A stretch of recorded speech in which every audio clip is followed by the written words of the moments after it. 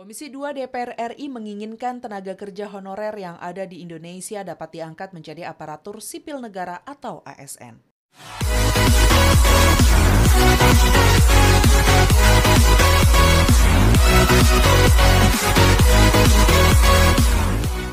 Dalam rancangan revisi Undang-Undang ASN tahun 2014, ada beberapa poin yang menjadi perhatian DPR.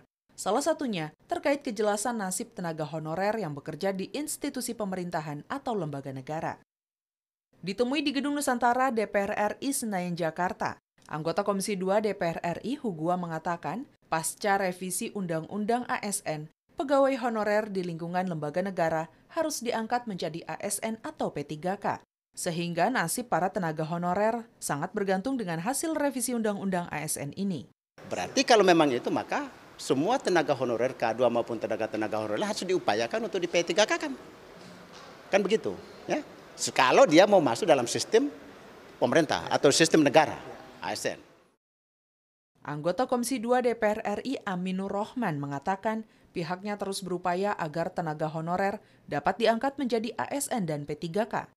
Aminur Rohman menegaskan, solusi untuk menyelesaikan persoalan tenaga honorer di Indonesia adalah dengan cara merevisi Undang-Undang ASN tahun 2014. Salah satu cara untuk menyelesaikan honorer dan sebagainya dengan cara merevisi Undang-Undang ASN. Periode yang lalu belum selesai karena dibalikan. Nah, ini akan dikembalikan ke Komisi 2. Nah, di Komisi 2 lah yang tahu persoalan-persoalan ini bagaimana harus diselesaikan.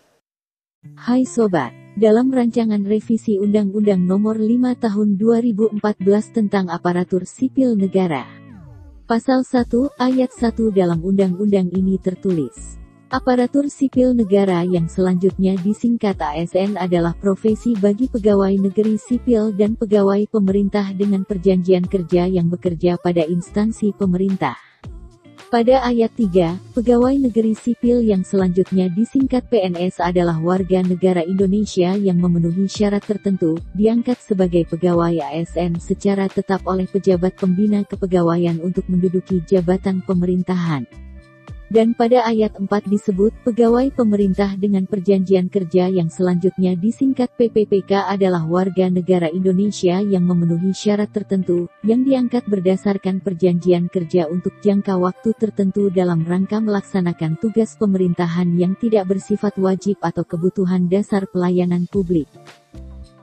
Pada pasal 22 dijelaskan hak yang diperoleh aparatur sipil negara dengan perjanjian kerja atau PPPK yaitu PPPK berhak memperoleh A. Gaji dan tunjangan, B. Cuti, C. Perlindungan, pengembangan kompetensi, D. Pengembangan kompetensi, dan E. Jaminan sosial berdasarkan peraturan perundang-undangan di bidang jaminan sosial. Dan pada pasal 94 dijelaskan persyaratan aparatur sipil negara dengan perjanjian kerja atau PPPK merupakan 1. Jenis jabatan yang dapat diisi oleh PPPK diatur dengan peraturan presiden. 2. Jabatan PPPK hanya bisa diberikan apabila memenuhi syarat yaitu A. Hanya diperuntukkan bagi pekerjaan yang sifatnya sementara, yaitu yang penyelesaiannya kurang dari 3 tahun. B. Hanya diperuntukkan bagi pekerjaan yang tidak terkait dengan fungsi, tugas, dan kewenangan utama dari instansi pemerintah terkait. C. Hanya bisa berdasarkan perjanjian kerja untuk waktu paling lama 2 tahun dan hanya boleh diperpanjang 1 kali untuk jangka waktu paling lama 1 tahun. Dan D. Memiliki hak yang sama dengan pegawai tetap atau PNS. Oke Sobat. Cukup sekian video kita kali ini. Assalamualaikum warahmatullahi wabarakatuh.